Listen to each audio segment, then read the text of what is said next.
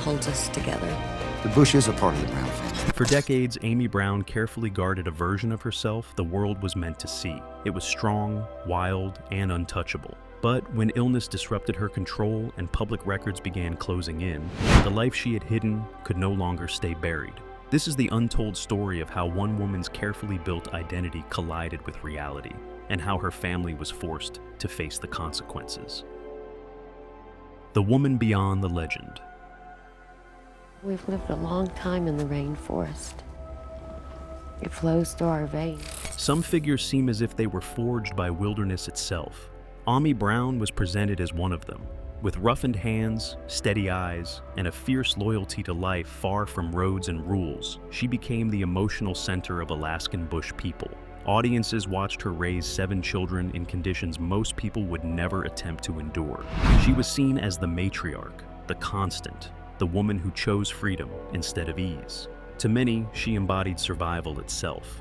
But beneath that image, a different truth waited, carefully hidden. Amy did not come into the world shaped by isolation or frontier tradition.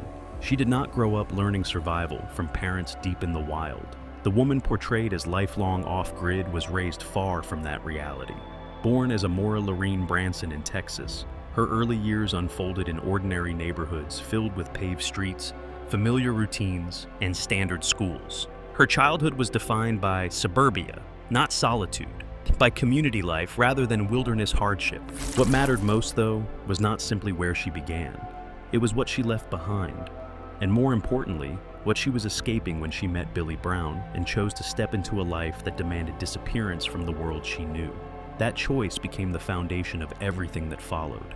The story presented on screen began in Alaska, but the reality started decades earlier with a decision that would ripple through her family for years to come. When Amy received a lung cancer diagnosis in 2017, something finally cracked. Perhaps it was the awareness of mortality. Perhaps it was fatigue from carrying a hidden history for so long. Or perhaps, after 30 years, the burden of silence had simply become unbearable. Whatever the cause, the unraveling began. And once it did, there would be no stopping it. The California girl who was never meant to be seen.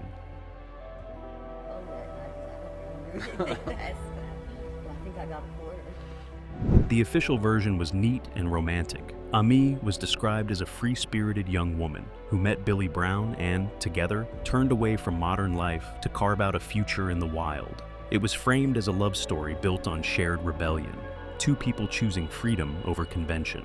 The problem was that this version barely resembled reality. Court documents tell a far more complicated story. Amy was only 15 years old when she met Billy Brown, a man already in his mid-20s and familiar to authorities. What the series later portrayed as a sweeping romance began when Amy was still a minor. Billy was investigated in connection with the relationship, though the situation became legally tangled due to instability and dysfunction within Amy's home life at the time. Her mother, Erlene Branson, was dealing with profound personal loss and family disruption. That chaos left Amy vulnerable, searching for security wherever it might exist. Instead of stability, she found herself pulled between a fractured home and a man offering escape. That escape came quickly and at a high cost. Within months, Amy was pregnant. Within a year, she was married. And not long after, she had cut all visible ties to her former life. This marked the true beginning of the double identity. Amy did not simply leave Texas. She removed herself entirely. Friends from her teenage years later said she disappeared without explanation. School records show her attendance abruptly ending. When the Brown family eventually stepped into public view with their wilderness narrative, there was no trace of Amy's real upbringing, her family history, or the circumstances that led a teenage girl to marry an older man and vanish. Evidence suggests Amy also kept this past hidden from her children. Over the years, the older Brown kids spoke about their mother in broad, myth-like terms that did not line up with documented facts. They described a woman who had always been strong, always wild. That disconnect was intentional. Amy rebuilt herself completely and raised her children inside that reconstruction. The California chapter often mentioned by fans was not entirely fictional, but it was heavily sanitized. Records show the family living in various conventional settings, sometimes in homes owned by others. Their time in the bush was irregular, not constant. They moved often, frequently ahead of debt or legal pressure. Neighbors later described a family that was unusual but far from off-grid. The children attended school for stretches. The home had electricity, running water, and everyday comforts. Groceries were bought at local stores. Birthday parties, neighborhood play, and ordinary routines filled much of that time. This was not a rejection of society, but a selective engagement with it. In early interviews, before the show reshaped the narrative, Ami herself referenced experiences and locations that contradicted what viewers would later hear. Those inconsistencies did not vanish by accident. Someone noticed them. Someone adjusted the story. And once the show became a success, the old versions became dangerous. For 3 decades, the construction held. Isolation became armor, distance became protection, and her children became both the reason for the story and the people she most needed to shield from it. Every appearance, every interview, every moment on camera reinforced the legend. And Ami never missed an opportunity. When the cameras finally went quiet, the arrival of television cameras should have made Amy's double existence impossible to sustain. Instead, it became the very thing that locked her story in place. When Alaskan Bush People premiered in May of 2014, the Browns were suddenly public figures. Amy was no longer simply a mother protecting a hidden past. She became a recognizable television presence with a carefully managed image. But visibility cuts both ways, and it is most dangerous for those carrying secrets. Filming realities quickly clashed with the show's claims. Former crew members, who later spoke anonymously, described a production far less isolated than viewers were led to believe. The family frequently stayed in hotels during shoots. The so-called bush compound was often close to town. Scenes framed as pure wilderness survival were sometimes recorded with production trailers and catering setups just outside the shot. Nothing illegal occurred, but it contradicted the show's core premise. Amai understood this contradiction, yet she also recognized that the program was her family's income and her strongest shield. As long as cameras portrayed her as the rugged matriarch, her earlier life stayed buried. The series was not simply a job, it was armor. Maintaining that armor came at a cost. People working around the production noticed Ami growing increasingly tense as the audience expanded. Greater fame meant greater risk. Someone from her past could recognize her. Questions could surface. She began pushing for tighter control over interviews and resisted any attempt to explore her early years. Behind the scenes, pressure intensified. Journalists started digging. Online forums filled with viewers comparing timelines and spotting inconsistencies. Each discovery threatened the world Ami had built. Then came the cancer diagnosis in 2017. Stage 3 lung cancer shattered the illusion of endless time. Treatment required leaving Alaska, moving her into environments filled with records, paperwork, and scrutiny. Hospital files and insurance forms created trails that linked to older documents. Age discrepancies became public. Fans noticed. On camera, Ami appeared quieter, more withdrawn. Many assumed illness was the reason. Those closer to the situation sensed something deeper. Ami was confronting the reality that the truth might survive her. And the question she faced was no longer whether it would surface, but whether she would choose to face it herself or leave it behind unresolved. The marriage forged in silence.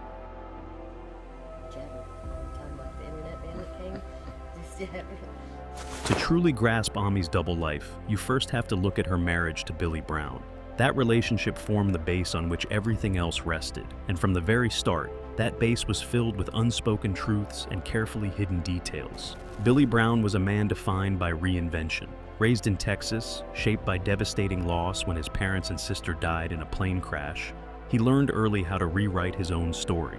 Long before Amy entered his life, Billy was already crafting a persona that rejected mainstream society.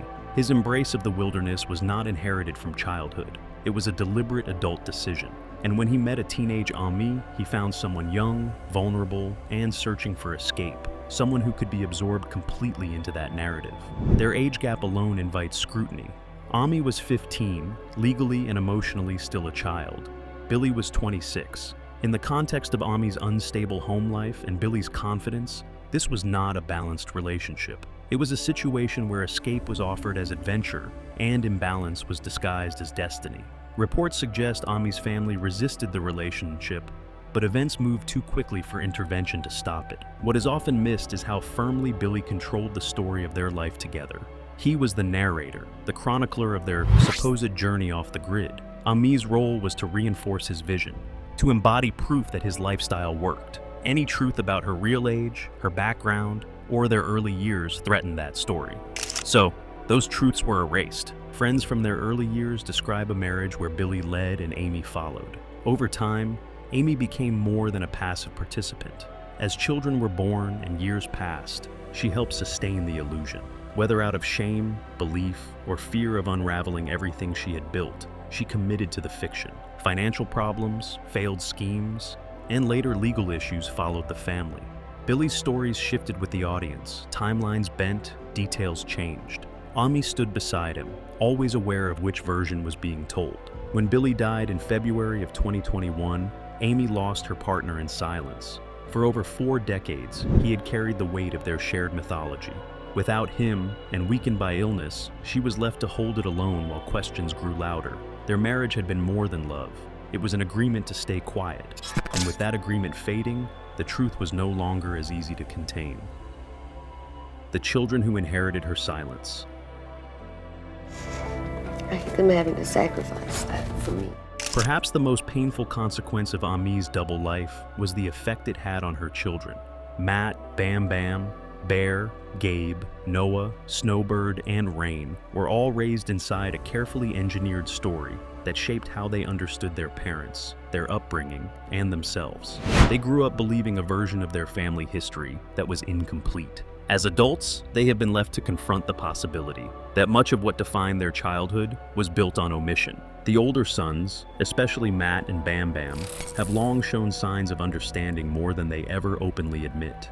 Matt's public struggles with addiction and his strained distance from the family reflect a deeper internal conflict. His battles with alcohol, prolonged absences from filming, and guarded appearances suggest someone wrestling with truths that reach beyond substance abuse. When a person discovers cracks in the story they were raised on, it can destabilize their sense of self. Bam Bam's choice to step away from the show entirely points in a similar direction. He married, built a quieter life, and created space between himself and the family narrative. His online presence hinted at a man seeking identity without cameras or mythology. Neither he nor Matt has spoken in detail about Ami's past, but their decisions imply knowledge that changed how they view their upbringing. Gabe and Noah responded differently. Gabe built stability by forming his own family, carrying portions of the Brown legacy forward on his terms. Noah, often framed as the thinker of the group, has occasionally appeared skeptical of the mythology while still operating within it. Becoming a father seemed to deepen his awareness of what secrets mean when passed down. Snowbird and Rain were shaped by a different reality. Raised during constant filming, they know the family story primarily through what was televised. For them, the mythology was not just told, it was broadcast as fact. Discovering that their mother lived an entirely different life before this one would reshape everything they believed about her and about themselves. What makes this especially difficult is that the children themselves became part of the illusion. When they spoke on camera about life off the grid, they were affirming a version of reality they had no reason to question. They weren't deceivers by choice. They were participants by inheritance. As the show went on, cracks appeared. Some children began distancing themselves, a trend that accelerated after Billy's death and Ami's illness. Adulthood brought questions. Parenthood brought perspective. Ami, meanwhile, faced a growing tension between preserving the legacy and fearing what truth might cost. After her cancer diagnosis, those tensions sharpened. Time felt finite. Conversations grew heavier. Whether Ami ever fully revealed what she had hidden remains unclear. What is clear is that her children now live with a legacy more complicated than anything audiences ever saw. Building futures while carrying pieces of a past they are still trying to understand. The reckoning few expected. Believe it or not, but of course I'll The collapse of Ami Brown's carefully maintained double life did not arrive with a single shocking confession or a dramatic on-screen moment. Instead, it unfolded slowly, built piece by piece through public records, careful comparisons, and the unavoidable exposure that comes from living under a spotlight for decades. The true reckoning began when Ami could no longer guide the narrative herself, and those closest to her were forced to confront realities they could no longer ignore. Official documents told a story that sharply diverged from what viewers were shown on television. Birth records, marriage licenses, and court filings revealed a timeline that conflicted with the image presented on Alaskan Bush People. Investigative writers and curious fans began connecting details, reconstructing Ami's real age, the timing of her marriage, and the circumstances surrounding her early relationship with Billy Brown. For audiences who had emotionally invested in the Brown family as symbols of wilderness authenticity, these discoveries felt deeply unsettling. The documented facts were difficult to argue with. Ami was born in August of 1963. That placed her at 15 years old when she met Billy in 1979. Their marriage followed quickly before she reached 16, and their first child arrived while she was still a teenager. These were not speculative claims. They were traceable records, publicly accessible to anyone willing to examine them. Yet the most profound reckoning was not external. It happened within the family itself. After Billy passed away and Amy's health remained fragile following her cancer battle, the Brown children were confronted with questions they had long set aside. Why had so much been hidden? What other pieces of their shared story were incomplete or untrue? And how were they supposed to carry forward with this new understanding? Family reactions varied. Some chose denial, clinging tightly to the familiar narrative, and dismissing criticism as malicious attacks. They defended their mother fiercely online, insisting that the family's lifestyle was genuine and that discrepancies were insignificant details exaggerated by outsiders. To them, loyalty mattered more than documentation. Others responded by stepping back. They avoided public commentary, reduced their presence on social platforms, and quietly pulled away from the family brand. This silence spoke volumes. It suggested a desire to protect themselves rather than participate in debates they neither created nor controlled. A smaller number appeared to pursue distance and clarity. These family members moved away, built independent lives, and began defining themselves outside the identity of being part of the Brown mythology. Marriage, children, and new routines offered them the chance to create stories that did not require preserving someone else's version of the past. As scrutiny grew, Ami herself withdrew. After surviving cancer against difficult odds, she had an opportunity to address the contradictions directly. She could have clarified her past and reshaped the story on her own terms. Instead, she receded from view.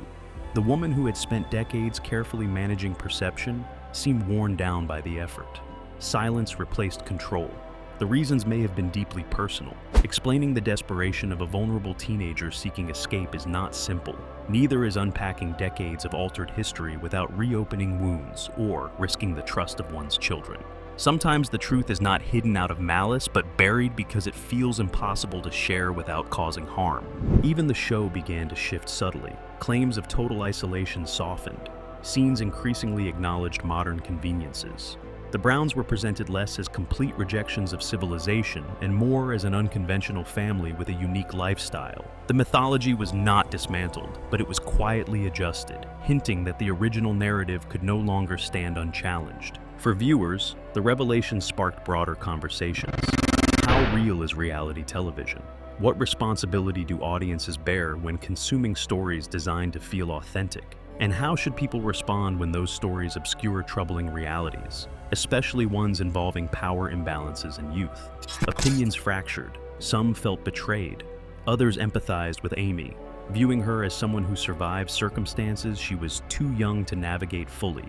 Some dismissed the controversy altogether, arguing that televised narratives are always curated performances. Legal scholars and advocates weighed in, discussing implications that extended far beyond entertainment. Grooming, exploitation, and myth-making became part of the larger discourse. Media critics examined how easily compelling narratives can overshadow uncomfortable truths. Throughout it all, Ami remained mostly quiet. She appeared occasionally, aging, subdued, focused on her grandchildren rather than explanations. She seemed to rely on time to dull public interest, trusting that the cycle of outrage would eventually move on. Ultimately, Amy Brown's story became larger than her alone. It illustrated how easily myth can replace truth when reinforced long enough, how families can become trapped by the images they project, and how secrecy inevitably surfaces when lives are lived publicly. Today, Ami lives more privately. Some details of her past may never be fully uncovered. Records remain incomplete, witnesses have passed on, and she has not offered a definitive account. Still, the larger outline is visible. She was younger than portrayed. Her wilderness narrative was embellished. Her life was far more complex than television allowed. Her legacy will remain divided. To some, she is still a resilient matriarch who raised 7 children under difficult conditions. To others, her deception undermined the credibility of everything the show claimed to stand for. And to her children, she will always be their mother, loved and flawed, surrounded by truths both spoken and withheld. What cannot be disputed is that Amy Brown lived 2 lives, one rooted in reality, complicated and imperfect, the other carefully shaped for the world to see. For decades, those lives existed side by side. Eventually, they collided. The truth about Amy Brown's past changes everything we thought we knew about the Alaskan Bush People. What do you think about these revelations? Behind every reality TV legend is a real person with a complicated past. Amy Brown's story reminds us that what we see on screen is rarely the whole truth. When the cameras fade, only reality remains, and sometimes that truth is far heavier than the myth.